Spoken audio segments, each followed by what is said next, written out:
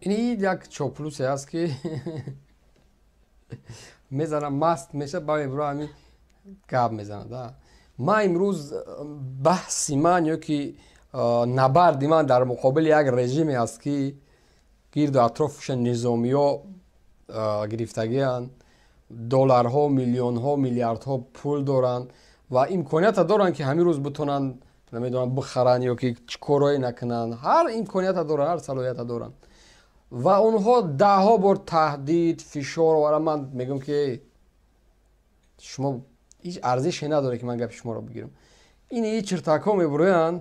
اول دست در نکنه که نواره ما رو تماشا میکنی ان شاء الله هر روز آدم میشی. یک 2 سکند 2 دقیقه نواره میره گوش بکنین و میفهمه که همین کی است و چقدر در جامعه ارزش داره. 9 نفر نواروش میبینه. با همین برآمده است نیم ساعت گپ زده است. تصور کن. او دوره به ایمانی به اسلام نو چی که سبب نو اسلام خروج که سبب نیم نفرش میشه وقت ساعتشان چی میگه اینه؟ برنامه تا ساعت 21 پخش میشه. در وقت شنبه 21 در وقت تاجیکستان 21 3 ساعت همه گیریم. ما 4 ساعت از نشانه فرق میکنیم. خیلی سواد یرمنی تاجیکستان 3 ساعت فرق. انا اسلام تروز ما میبینیم. اسلام تروز دکزات. فرق داره. 3 ساعت فرق داره. در بین 3 ساعت 21 بگیریم 19 میشه. ساعت 19 تحلیلگر سیاسی رحمانو فهیم. این مردک تحلیل کیسه گوش کنی را گوش کنی نیاکنی چی میشه؟ چی میشه؟ بین عصر شام میشه. برنامه تا علاقه بین عصر شام پخش میکنی 4 ساعت یا 3 ساعت میشینی اینا 20 minut یا که 1 ساعت موندن در شام یا که عصر بخونی شام تا نمیخونی کن. هر هفته یک نماز قضا میکنی کن. در منبر قضا میکنی ولی او صبح اگر منم میخونی نمیخونی. این یه تحلیل است. من ترا سوال دادم که تابستون بوده در گرمانیا وقتی اصلا چند نگفتی بوندوت برای نام خاکو اسلام گویم نزد. این همی چرتکا این همی البته یارا تا پشتی امرا گرفتی شما نام پیرو نموی این همیو در جامعه چند قدر داره این همیو چند قیمت داره. اسلام گم میزنی بیو انا که سامون سایت ترامو مپ تفتیش میکنم کی ما درای خدایمون بیایم زب شما برهم دادن دولت جمهوری تاجیکستان دولت کنستیتوسیونی و طریقه این همی چرتک همی من نمیره نمیره چون رمضان بود نیاک نوارو رو تماشا میکنه دست در نکنه لایک ها رو بزنه ها بچه 12 نیاکشه اگر ای گچه بود رو خدا رو کمی لایک موندگی باشه رحمان برزگاه نوارو این مرا لایک میمونه 8 ماه پیش هم ببینیم که چی گپ داره در رمضان. خب یگون تو شاید من مولا نیستم در رمضان همین مرا گفته دیونه چی تو خیلی بسواد من مولا نیستم که در مولا جای یگون تر نمیگه که نماز بخونین روزه بگیرین غیبت نکنین این اکی بستن ولی بستن من این خطاب کنم با وزارت کارهای داخلی که این جنایتکارا چیکار کرده سیان در چارچوب اسلام خون ظلم کردن تهدید میکنن ویدیو کدگی است. انا که گوش که رمضان رحیمزاده این نفر در داخل تاجیکستان نوارهای ما را آشکار تماشا میکرده است. خب با کامنت ها نمیکنه کامنتاش هست من براتون نشان بدم ولی بعدا نشان میدم که کامنت ها می نویسه با برای چی ده آزادی است برای چی یک نفر برای یک لایک زندان میشوه اینی چرتکتون همه این نوارهای من را تماشا میکرده در رمضان کن ببینم چیکار میکنه میگه در رمضان چیکار میکنه این معروف نمیکنه من ملا نیستم در تیرامو چیکار میکنه؟ کی نماز میخونه، کی بامداد میخونه، کی عصر میخونه. تو چی میدونی که در جای ما وقت چند است، ساعت چند است، هفته کی میشینه، نماز کی است؟ که من برنامه‌ام که بعد از نماز شام شروع میشه، کسایی که در اروپا هستن میدونن. خب یک دوم این که چرا این نفر در آزادی است؟ این نفر در داخل تاجیکستان است. من باز برای شما میگم اینا یک دلیل جنایتی خیلی خوب. کمیته امنیت یا وزارت کارهای داخلی اگر که پول میخواین کار کردن، من نره یک بیچاره که لایک میمونه رو زندان نکنه. اینه در برابر این ایران برین یا دعوتش کنین، بگین که تو چی حق داری که نوارای اونها رو آشکار تماشا میکنی و برای مردم تبلیغ میکنی. این تبلیغگری برنامه های من است. این نفر تبلیغگری برنامه های من است. خدا را شکر. رکلام رایگان. من باید برای هر روزنامه‌نگار پول بدم درباره من چیزی بنویسه. همین از سیاست اصلا همین است که برای تبلیغ کردن که درست است که خدا را شکر در حرکت سیاسی چیز نیست که برای کسی پول نمیده که برای ما را بنویسه. مردم خودش چون صادقاً میبره مردم دستگیری طرفداری میکنه.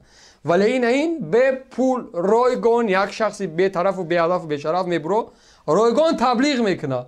در برابر اون همه چیز فهمیش دیدگاهی که تو داری و در مقابل ما گپ میزنی، باز هم این کارت ما دستم میفشارم. میگم که هر هفته بعد از برنامه صدای مردم برو بگم کامنتون رو ببینیم چیکار میکنی. همیدی انا جورا پروکراتورای نمیدونم کدام ناحیه هستین و باب برین یا دعوت کنین یک زیرکی سیاسی از دست نت یا احمق تبلیغ کرده سای ما را در داخل تاجیکستان در تبلیغ ما است. در داخل تاجیکستان در تبلیغ ما است. خب شالا این نوارا من بخواه کساک با میبرم برای این امنیت میگذارم که این نفرتان آشکارا نوارای ما رو تماشا میکنه و میبره کامنت میکنه مینویسه دنبال یا بشه که ها مردم از زرازیر نکنم. اینا گفتم آدمتونه این یارا سای راه شب بگیرین که این نوارای من هم مرا نشان دایسه نگاه کنین. خب بچه شما شوخی میفهمید کانالی مرا پالی نواراش نشان دایسه. اون راهی که موی چور آمازون بود. اینا درباره ایزاده بچه ایزاده ما گپ زدی درباره این ایل چاپلوسو درباره این درباره رستمی امامعلی رستمی امامعلی و آواز موی 12 اگر ای چور 12 را بگیریم میمونه موی 8 مکش ای چور 12 را باید فکر کنه که اگر این چور 12 را بگیریم اینا خیلی خوب. اینا دیدین اخی اینا چاپلوس های افتم تبلیغ من تبلیغگری سلمان خالی خوب در داخل دوشنبه. خیلی خوب دست در نکنه. بیروز ساعت حاضر شما در 8:28 هسته. خب شما در چند های؟ ساعت 8:28 هسته. بله باید حاضر باید چی با دوارا میگو که جا میدنن و دما و خواه که به عقل در تاجیکستان ساعت چند است؟ در تاجیکستان ساعت 12:28 است؟ در تاجیکستان ساعت 12:28 است؟ 12:28 بله. انا که فرق بین ما و بین تاجیکستان 3 ساعت است یا 4 ساعت؟ نه فهمیدم. فرق بین ما و تاجیکستان 3 ساعت است یا 4 ساعت؟ 4 ساعت. انا بعد چی میگوی 3 ساعت؟ عقل نداری نه؟ عقل سازی باشه که هم به تیمت بخوری. خیلی نه 3 ساعت نه 4 ساعت باشه. خب تی نواز میدونی که سری موضوع میریم. صبر که سری موضوع تو ساعت چیکار میکنی؟ تو عقل نداری که جامعه را بشناسی. نگاه که نوارای ما را تماشا میکنی جنایت نیست؟ لبا نوارای ما را تماشا میکنی تبلیغ میکنی با نوار میکنی جنایت نیست؟ ما نه جنایت نیست. بچه رو یه نفر نوارای ما را در دوشنبه تماشا میکنه زندان میکنه لگ میمونه زندان میکنه چه وقت در آزادی؟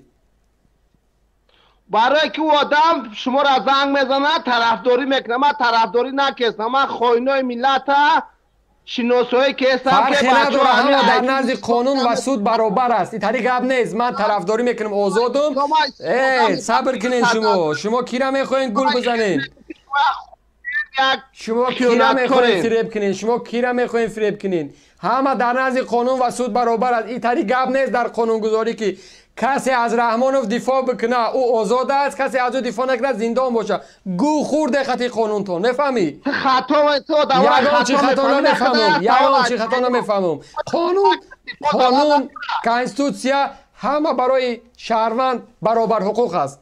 هیچ کس حق زیادتی نداره. ترامپ جنایتکاری، اگر قانون کشور مدام میگه که هر کسی نوارید برنامه صدای مردم تماشا میکنه او جنایتکار است. ترامپ جنایتکاری. یکم تو باید دعوت شوی در نزد قانون جمهوری تاجیکستان با ماده 307 8 9 10 11 15 16 17 18 20 21 22 25 30 با جوابگری کشیده شوی. میفهمی؟ نه خیلی گم انا میخوای برا بخیر سلامت باشی. من دیگه خیلی بحث نمیکنم تا زمانی که در رادیوی آزادی یا در اخبارکام مقاله تو نبروه که نامش چی بود؟ اسدالله چاپلوس بعد از تماشای نوارهای صدای مردم بر جوابگری کشیده شد. تا زمانی که این همین قانون نمیبرو، تا زمانی که تو امنیت دعوت نمیکنه، بازپرسی نمیکنه، برای تو منبر صدای مردم، برنامه صدای مردم حرامه. تو گو خوردی که در این منبر داخل میشی، از این بعد گپ میزنی. شما مردم بیگناه رو برای زندان میگه نه او از شما دفاع میکنه، من از شما دفاع نمیکنم، من آزادم. طریق گپ نیست. در حق قانون تجاوز نکنین پدرسگا. در حق قانون تجاوز نکنین. مدام قانون دارین، قانون را پیاده بکنین. یک نفر برای یک لایک 15 سال زندان میکنه، این یک احمق هم برای 20 سال زندان کنین. برای 50 سال زندان کنین. یکی بود است که میبروه در تبلیغ من مشغول در دوشنبه به خاطر رحمانوف دفاع میکنه، در آزادی بود است. طریق گپ نیست. این نفر برنامه کارش از برنامه های مرا تبلیغ داره. یک نفر روشنفکر میگه که همین احمق چی است؟ میدونه که من گپ زدم. آخه میگه این بچه راست میگه. همین بچه راست میگه. بخدا ده ها و صدها نفر پیوست میکنه با من. ده ها و صدها نفر کامنتار میخونن که خب کی بود هستن که همیو گپ میزنن. میدونه گوش میکنه. امنیت ما در برابری که رقیب هستم باز هم میگم که این چرتک و پرتکا را ببینید که در تلویزیون‌های کلان در پیش زده فرزنداشون نواری من موندگی تماشا داره با ویدیو ابرشن میکنه. دیگه ما را گوش کنید. خب